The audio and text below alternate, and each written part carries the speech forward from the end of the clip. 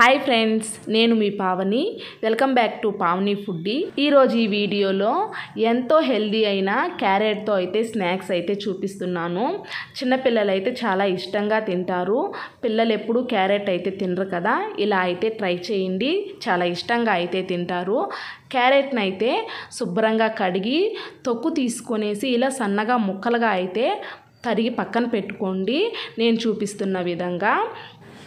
ఇప్పుడైతే వీటిని పక్కన పెట్టుకొని స్టవ్ అయితే వెలిగించుకొని స్టవ్ మీద ఒక గిన్నె అయితే పెట్టుకొని దాంట్లో ఒక రోజు అయితే వాటర్ వేసుకునేసి ఈ సన్నగా తరిగిన క్యారెట్ ముక్కలు అయితే దాంట్లో వేసుకుందాము. దాంట్లో వేసుకొని కొంచెం సేపు అయితే ఉడకనిద్దాము. అలాగే క్యారెట్లోకి కొంచెం ఉప్పు పట్టాలి కాబట్టి కొంచెం ఉప్పు అయితే వేసుకుంటున్నాను నేను.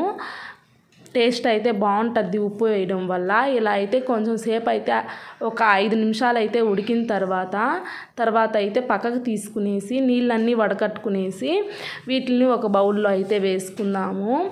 ఇంతవరకు మన ఛానల్ని సబ్స్క్రైబ్ చేసుకోకుండా ఉంటే సబ్స్క్రైబ్ అయితే చేసుకోండి, పక్కనే ఉన్న బెల్ ఐకాన్ అయితే క్లిక్ చేయండి. ఈ క్యారెట్ ముక్కల్లో అయితే తగినంత ఉప్పు వేసుకుని కొంచెం ధనియాల పొడి, అలాగే కొంచెం కారం, 1 స్పూన్ బియ్యం పిండి, ఇంకొక 2 స్పూన్లు వచ్చి కార్న్ఫ్లోర్ అయితే వేసుకొని బాగా అయితే మిక్స్ చేసుకుందాము. ఇలా మిక్స్ చేసిన తర్వాత కొంచెం అయితే అల్లం వెల్లుల్లి పేస్టు వేసుకొని మళ్ళీ అయితే కలుపుకుందాము బాగా.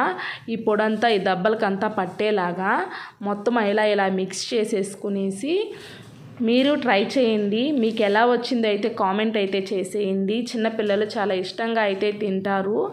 కలిపేసిన తర్వాత పక్కన అయితే పెట్టుకుందాము. ఇప్పుడైతే స్టవ్ మీద బాండ్లు అయితే పెట్టుకునేసి దాంట్లో తగినంత ఆయిల్ అయితే పోసుకుందాము.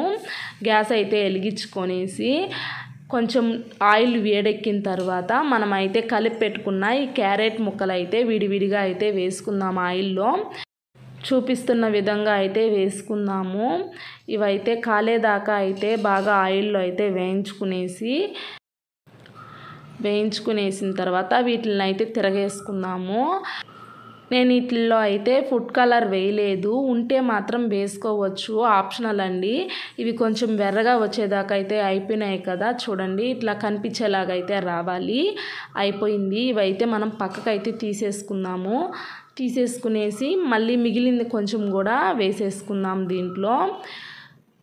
ఇవి కూడా వేగిన తర్వాత మనం అయితే పక్కకు తీసేసుకునేసి ఇలా అయితే మళ్ళీ రెండోసారి అయితే వేసేసుకొని అవి కూడా ఎర్రగా వచ్చేదాకా అయితే వేగనిచ్చేద్దాము.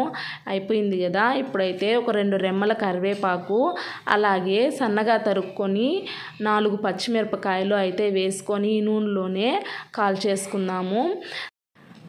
అయిపోయింది. ఇదైతే పక్కకైతే తీసుకొని పెట్టుకునేద్దాము. ఎంతో టేస్టీగా ఉండే క్యారెట్తో స్నాక్స్ అయితే రెడీ అయిపోయాయి. చిన్నపిల్లలకి ఎంతో ఇష్టంగా అయితే తింటారు.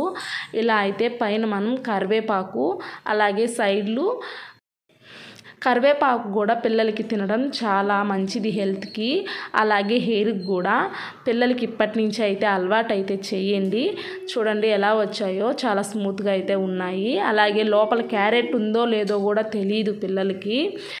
ఎంతో టేస్టీగా ఉండే క్యారెట్తో స్నాక్స్ అయితే రెడీ అయిపోయాయి. మీరు ట్రై చేయండి. వీడియోకి లైక్ అయితే చేయండి, ప్లీజ్ సబ్స్క్రైబ్ చేసుకోండి. Thanks for watching.